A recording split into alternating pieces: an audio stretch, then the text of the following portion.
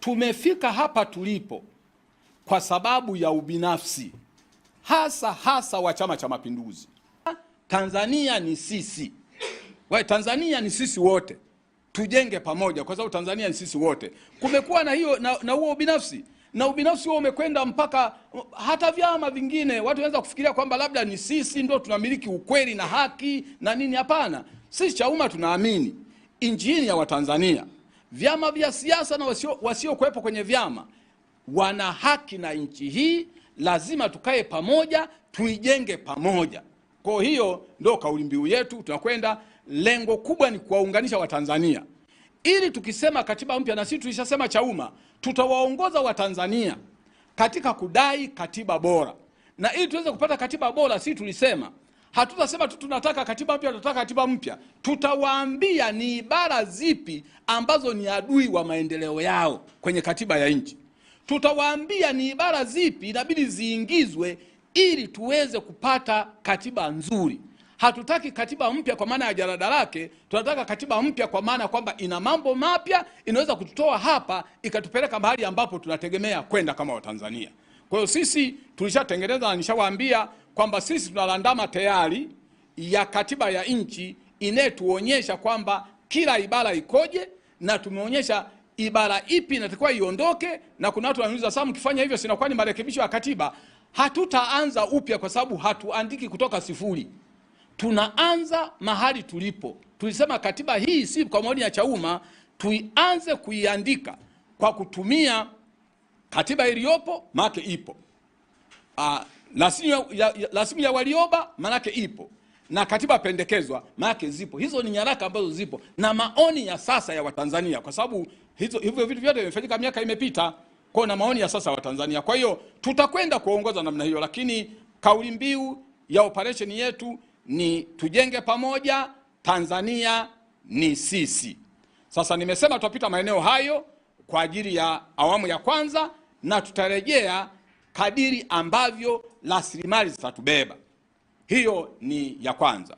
Sasa jambo la pili ambalo niliseme ni kuhusu uzinduzi wa namna gani tunagaramia hiyo operation. Namna gani tunakiendesha hiki chama. Chauma kwa wanachauma wote. Chauma itajengwa na wanachauma pamoja na wapenzi wa Chauma. Tukiulizwa Chauma itajengwa na nani, si jibu letu ni kwamba Chauma itajengwa na sisi wenyewe, wanachauma na wapenzi wa Chauma.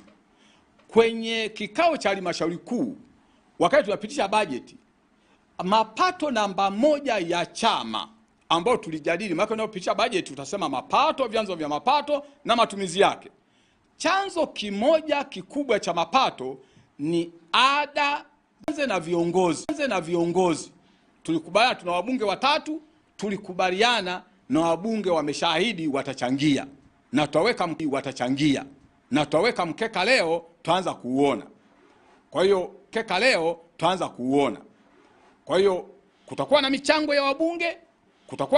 ya wabunge, wako watatu watachangia. Tuna michango ya viongozi wakuu, tuko watano kwa sasa. Lakini ni viongozi wa mikoa ndio wanaunda halmashauri kuu. Kwa wao ndio waliamua. Na kwenye mikoa tuna mikoa 31 na kila mkoa una viongozi wasiopungua watano. Maana watachangia. Ukitoka pale tuna viongozi wa majimbo 272. Kwa nao watachangia. Tuna madiwani watachangia. Tuna viongozi wa kata watachangia.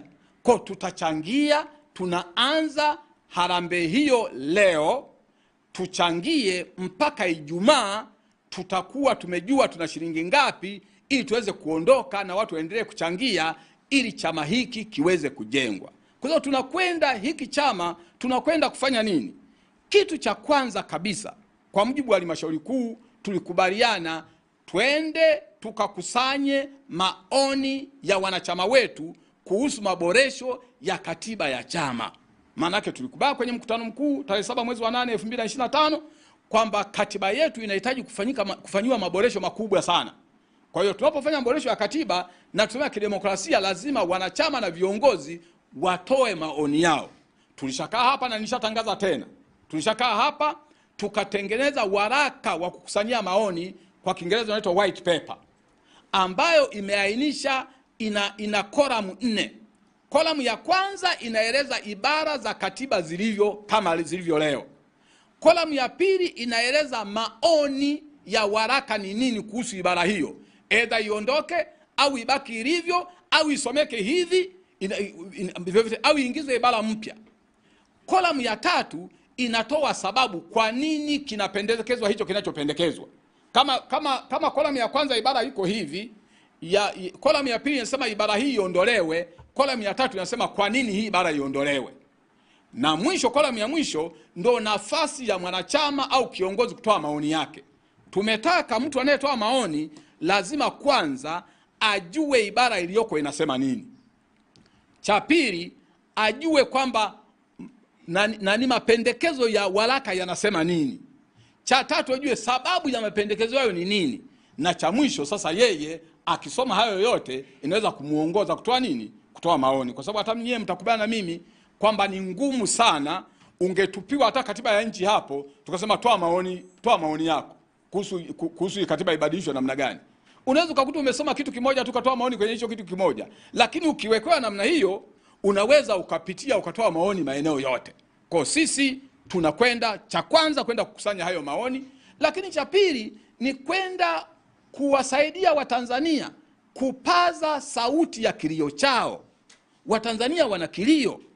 Watanzania sasa hivi wanavuna, lakini serikali ya CCM inaelekeza watu wakivuna pamba, watu wakivuna korosho, watu wakivuna ufuta, watu wakivuna alizeti, watu wakivuna dengu, watu wakivuna mbaazi, wapeleke garani, kwenye gala la serikali, inaitwa stakabadhi garani. Ukipeleka mazao kwenye gara la serikali yakakaa kule kwa ahadi kwamba utalipwa, ukiwa mgonjwa ukaenda hospitali ukaonyesha kile cheti cha stakabadhi garani, hupewi dawa. Na sisi tunajua ukiwa na mtoto anatakiwa kwenda shule, anatakiwa ada, ukipeleka ile risiti ya stakabadhi garani hupewi, mtoto haandikishi shule kwamba ni ada ya shule. Watanzania wana haki kama wanavyolima kwa nguvu zao na serikali haiwasaidii chochote. Wakimaliza kulima wana haki ya kuuza mazao yao popote wanapodhani kuna bei nzuri. Lakini serikali yetu imerudisha ukiritimba wa soko kwa wakulima. Maana mkulima amegeuzwa mali ya umma. Kwa sababu tumesema tuko kwenye soko huru, si ndio maana yake? Tuko kwenye soko huru. Sasa kwa nini huyu mkulima akilima mbaazi zake, akilima dengu zake, haruhusiwi kwenda kuuza popote, au wanunuzi hawaruhusiwi? Unatakiwa upeleke kwenye gala la serikali mpaka siku watakayetaka wao, watakayepata mteja, wakiuza ndio akupe hela. Anaweza akakupa hata mwakani. Huo ni uonevu mkubwa. Hicho ni kilio cha Watanzania. Maisha ni magumu, watu hawana hela, mazao yao yako garani. Hicho kitu ni kitu cha kupingwa. Serikali lazima iwaache wakulima huru wauze wanakotaka. Wajibu wa serikali ni kutafuta masoko bora ya bidhaa za wakulima. Ndio wajibu wa serikali. Serikali sio kuingilia nani anunue nani asinunue, auze wapi asiuze wapi. Serikali inatakiwa itengeneze ushindani wa kweli kwenye mazao ya wakulima, ili wanunuzi wengi waje, ili mkulima aone kwamba anaweza kuuza kwa nani, na sio wao kuamua kwamba peleka kwenye gala tukakae pale. Serikali ndio itafute wanunuzi kabla ya wakulima kupeleka kwenye gala, kwa sababu haiwasaidii chochote. Kwa hiyo Watanzania wanatakiwa kusaidiwa kupaza sauti ya kero zao ili serikali iweze kutekeleza. Kwa sisi ziara yetu na operation yetu itakuwa na hayo mambo makubwa mawili: kupaza kilio cha wananchi ili serikali itekeleze, lakini kukusanya maoni kwa ajili ya maboresho ya katiba ya chama chetu. Sasa hii michango tunaipeleka wapi? Hii michango nadoi kwa sababu yangu pekee ya kuja na nyaraka zangu hapa.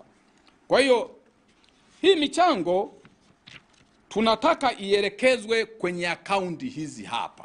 Yoyote na nyinyi hapa kabla hamjatoka mkitaka kuchangia, tawaomba sana, kwa sababu nyinyi ni Watanzania, sio? Nyinyi ni Watanzania, nyinyi mnatoka kushiriki kujenga haya mageuzi, sio? Mageuzi yenye maana yatakayefanya nini? Yatakayeleta maendeleo kwa Watanzania. Kuna namba ya simu ya mtandao wa Voda ambao jina lake ni Chauma makao makuu, yani Chauma HQ.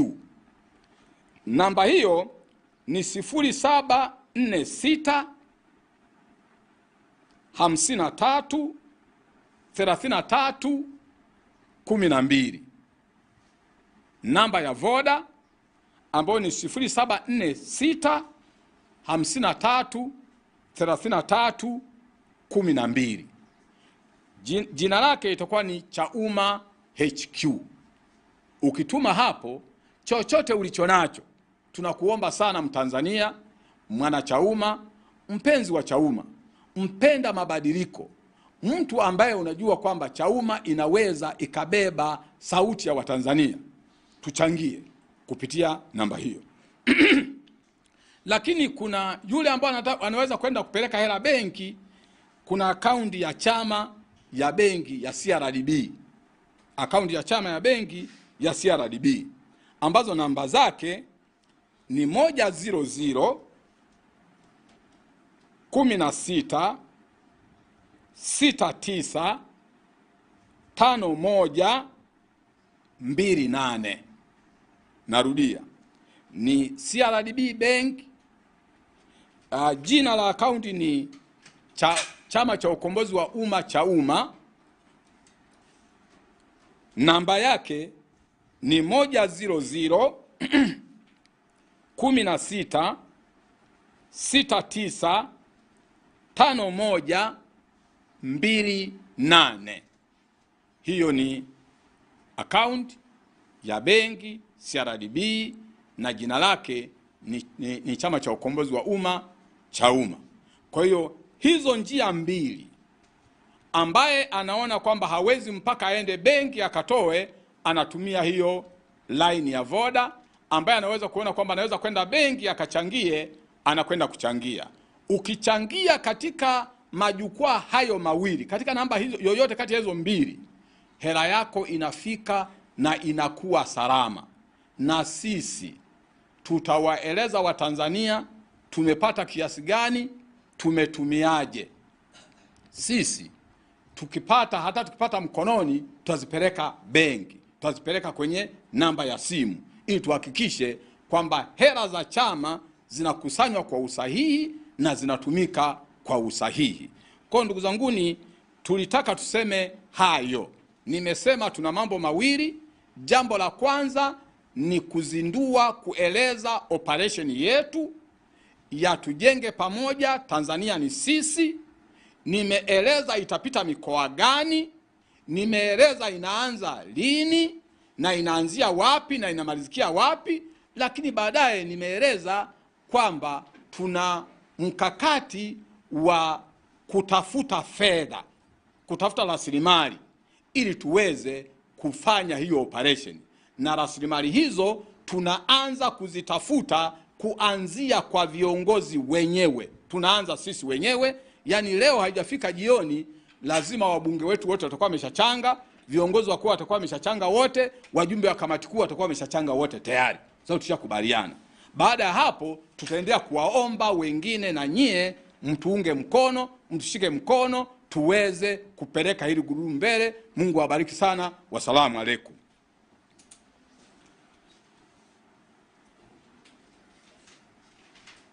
Tunashukuru. Mambo mawili ambayo yalitufanya tuwaombe mje hapa leo ndio hayo. Tuko tayari kwa maswali.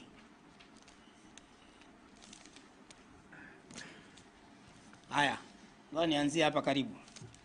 Asante.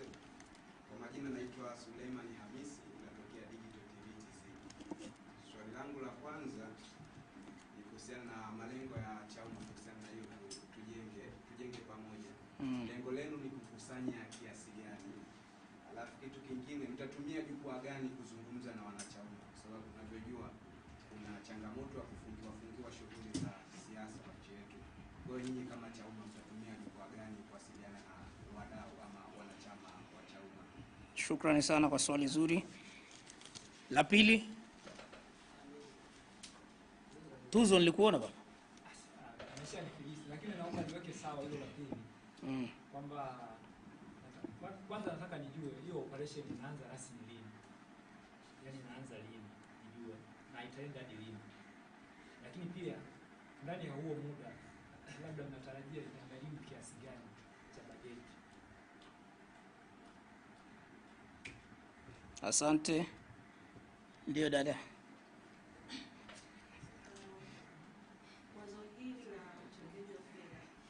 Naomba jina na chombo chako tafadhali. Asante Grace. Nasema wazo hili la kuomba fedha kwa sasa hivi. Ndio. Kwa public ni geni kwa chama. Ndio. Je, hii sio idea ya Tanzania ya Chadema? Asante. Kuna mwingine? Naomba mmalizie hapo alafu ayajibu. Naitwa Twala kutoka Leo. Katika swala zima la harambee uchangiaji tumeona kuna tetesi au kuna taarifa zinasema kuna watu wanatumia njia hiyo kutakatisha fedha. Je, mjipangaje katika swala hilo? Asante. Nashukuru, niombe Katibu Mkuu uje ujibu haya maswali, japo la tuzo lilishajibiwa. Operation inaanza Ijumaa kesho kutwa. Atakuja kumalizia sasa. Mheshimiwa, naomba uje. Asante sana. Asante sana. Okay, mimi mnajua kaida yangu huwa naanziaga na swali la mwisho. Na nimeshajenga hiyo tabia kwa sababu ni imani yangu kwamba swali la mwisho angalau kila mtu bado analikumbuka. Maana nikiuliza maswali yameulizwa mangapi, angalau tuweze kutamka la mwisho. Kwa mimi naanzia hapo kwenye la mwisho nitakuja la kwanza kule ambako watu waishalisahau.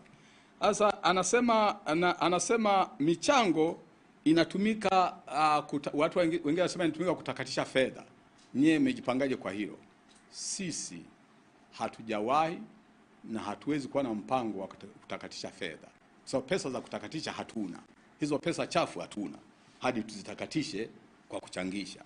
Sisi tunachangisha wanachama wetu, na tumeona twende public ili wanachama wetu waweze kuchangia vizuri zaidi.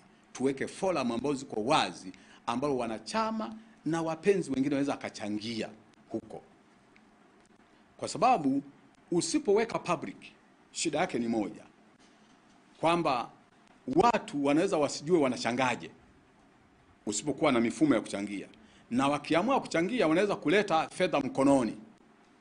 So fedha za mkononi zina madhara yake pia, sio? Kwa sisi tumetangaza namna ya kuchangia ili yoyote anayetaka kuchangia achangie, na mtaona zinaingia namna gani na zinatumika namna gani. Na hata tukiweza kutoa bank statement, hata unapokaguliwa unaweza kutoa bank statement kwamba zimeingia hela hizi hapa za mchango, zimetumika hizi hapa na risiti hizi hapa. Kwa hiyo sisi hatujawahi na hatuna huo mpango. Kama unasikia kuna huo mpango nipashe. Wazo hili kwa Chauma la kuchangia ni geni. Je, hii sio tone tone? Hii sio tone tone. Hii ni mchango kwa ajili ya Chauma. Watone tone wapo, lakini sisi huu ni mchango kwa ajili ya kuchangia nini? Operation ya Chauma. Na uwezo kusema kwamba kuchangia kumeigwa mahali fulani. Kwani Tanzania anayechangisha fedha ni chama kimoja tu? Sasa kwa nini kama sio mbona harusi watu wanachangia? Nazo ni tone tone zile. Sasa kuchangisha haiwezi kuwa kugeuzwa ikawa tone tone sasa. Kuchangia ni kwamba wakati huo mtu yote akiamua kuchangisha anachangisha. Anasema malengo ya kuchangisha. Haiwezi kuwa imeigwa mahali fulani. Kwa sababu sio tone tone ndio ilianza kuchangishwa duniani hapa, sio? Michango ipo na watu wanachangia na haiwezi kuwa namna hiyo. Okay. Hii operation inaanza lini? Bahati nzuri Mrema ameijibu, na nilikuwa nimesema mwanzo labda ulichelewa. Nilisema operation yetu inaanza tarehe 25, inaanzia mkoa wa Tabora. Tukitoka Tabora tunaenda Katavi, tunaanza hivyo, na nikasema tunamalizia na Unguja tukitokea Pemba. Kwa hiyo nimeeleza hivyo. Kwa hiyo inaanza lini? Inaanza tarehe 25. Budget ni kiasi gani?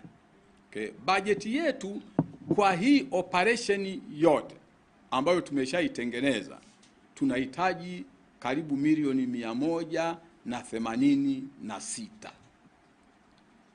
milioni 186 ndio bajeti yetu kwenye mzunguko huo wa awamu ya kwanza. Na Waswahili wanasema ukitaka kuruka unaagana na nyonga, sio? Na sisi baada ya kuona hiyo, kwa sababu huwezi ukachangisha bila kuwa na bajeti. Baada ya kuwa na hiyo bajeti, tukaangalia kwa mujibu wa azimio la halmashauri kuu la viongozi kuchangia. Tukaona tukichangia tunaweza tukafika wapi? Tunaweza tukafika mahali ambapo tukafanya hiyo operation, sio? Kwa kinachotakiwa hapa ni wito na ombi kwa wadau na viongozi waweze kufanya nini? Kuchangia. Kwa sababu matarajio ni kitu kimoja na utekelezaji ni kitu kingine, sio? Na ndio maana lazima tupanue wigo, tusijibane kwa hao viongozi, kwa sababu kama mmoja akiwa anaumwa au ana dharura au hana hela asipochangia, maana kama umejibana hapo, maana utafanya nini? Utakosa. Kwa hiyo tunachofanya, tunapanua wigo. Tunawaomba wenye nia njema wa Tanzania wote. Na ndio maana tumesema tujenge pamoja. Chauma hii tuijenge pamoja, sio?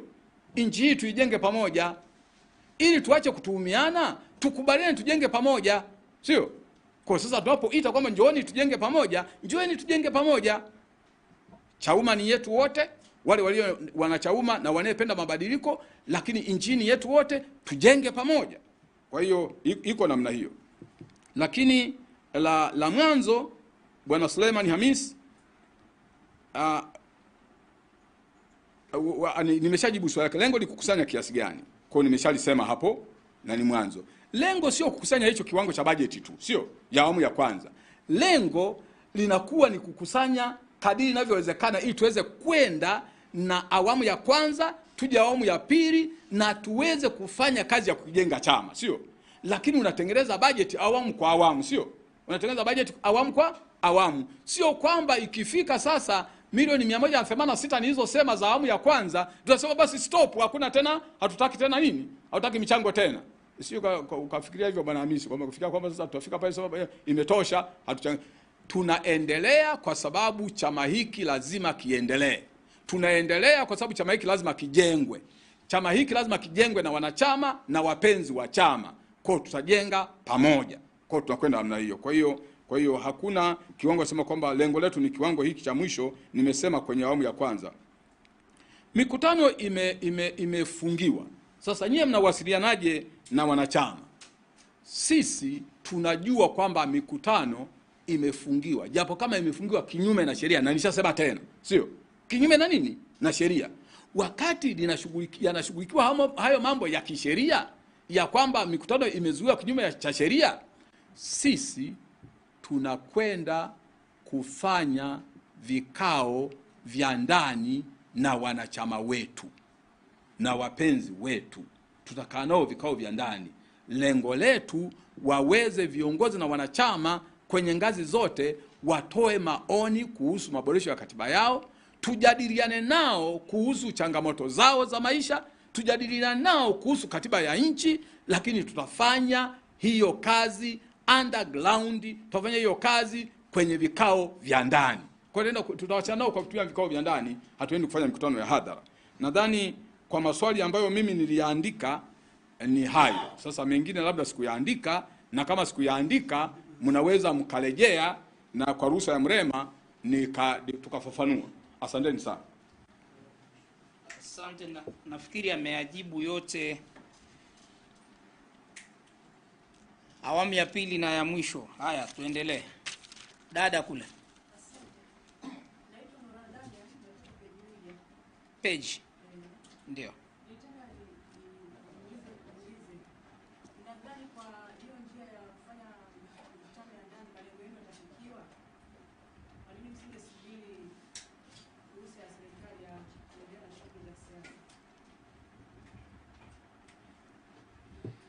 Asante.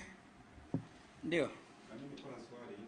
Nataka kujua endapo bajeti yenu haitatimia, je, mtaendelea na hiyo? Chombo gani tafadhali? Natokea wako media. Oh? Wako media. Wapo, naam. Endapo bajeti haitafikiwa. Asante. Mwingine? Nashukuru Mheshimiwa Katibu Mkuu. Kuna maswali mawili hapa. Naomba uje uyatolee ufafanuzi. Asante. Asante sana Mheshimiwa Mrema, na niwashukuru sana wale waliouliza maswali ya mwanzo na waliouliza maswali ya sasa. Kwa hiyo nawashukuru kwa sababu ukiongea watu wakiuliza maswali inaonyesha kwamba unawasiliana, lakini ukiongea alafu watu wasiulize maswali unaweza ukajipa moyo kwamba wameelewa sana kiasi kwamba hawana maswali, kumbe huenda umeshindwa kuwasiliana nao. Kwa two way traffic ndio mawasiliano. Mimi niwashukuru. Kwa la wapo media, naanza na mwisho kama kawaida. Wapo media, je, budget isipofikiwa, yani makusanyo yenu yasipoendana na budget, operation itaendelea? Ni kuhakikishie operation itaanza tarehe 25. Itaendelea kwa sababu sisi viongozi lazima tuanze kuchanga, na tumeshachanga. Sisi viongozi tunachanga. Kwa tutaanza. Tukishindiwa katikati, mtajua kwamba tumeshindiwa labda Dodoma, sasa tumerudi, tumebreak, sio? Lakini tunaomba tusishindwe. Na nakuomba kaka, kama utafanya novena au utafunga ili tuweze kuweza tuchangishe mpaka tuweze kuweza, uombe tufanye namna hiyo. Kwa hiyo bajeti sisi hatuione kama ni kikwazo. Tuna bajeti, hela ambayo hatuna, lakini tuna imani kwamba watu wanayetuelewa, viongozi wa chama na wanachama wa chama na wapenzi wetu watachanga, tutasonga. Tunaamini hivyo. Kwa Peji Media, vikao vya ndani mnadhani vitafikia malengo yenu? Kwa nini msingesubiri mpaka serikali itoe ruhusa? Sasa ndugu yangu, wewe mtu unayeshindana naye ndo unamsubiri mpaka akuruhusu. Unaweza kukaa nje asikukaribishe miaka 10 hajakukaribisha. Sasa wakati hajakukaribisha unatafuta namna ya kuingia, hata dirishani unaingilia, sio? Sasa tukisema kwamba kwa mfano serikali imezuia mikutano, tuseme tusubiri tu tumuombe Mungu mpaka siku kukicha vizuri, wakiamua sasa tumeruhusu ndo tuendelee, tutachelewa sana. Sisi kama chama tuna program zetu za mwaka huu, tuna mpango kazi wa mwaka huu, na ndio maana hatukuchelewa. Leo ni siku ya 21, tunatakiwa kuanza kuitekeleza mpango kazi, tuanze kutekeleza. Sasa unaotekelezaje? Mazingira ndio yanakupa ni mbinu gani utumie. Kwenye siasa ni mazingira ndio yanaamua mbinu ya kutumia. Hauwezi kusubiri mpaka mazingira yawe mazuri. Sisi Chauma tutafanya siasa katika mazingira yoyote. Tutafanya siasa katika mazingira yoyote. Iwe kuna shida kama hizi, iwe hakuna shida, ila mazingira ya wakati ndio yataamua tufanye siasa kwa namna gani. Kwa sisi tutakwenda kwa vikao vya ndani, tutafikisha malengo kwa kadiri tulivyoyapanga kwa vikao vya ndani. Ikija mikutano ya hadhara, tutafikisha malengo kwa kadiri yatakavyokuwa yamepangwa kwa mikutano ya hadhara. Kwa lakini lazima tuende na program za chama kama tulivyopanga. Hivyo ndivyo tutakavyokwenda. Nashukuru sana. Amemalizia vizuri kwamba tutakwenda kulingana na hali ilivyo. Hakuna kosa la kisiasa kubwa kama kusubiri unayeshindana naye akufungulie milango. Asipofungua paka mwakani, mpaka 2030. Kwa hiyo niwashukuru sana kwa kuja.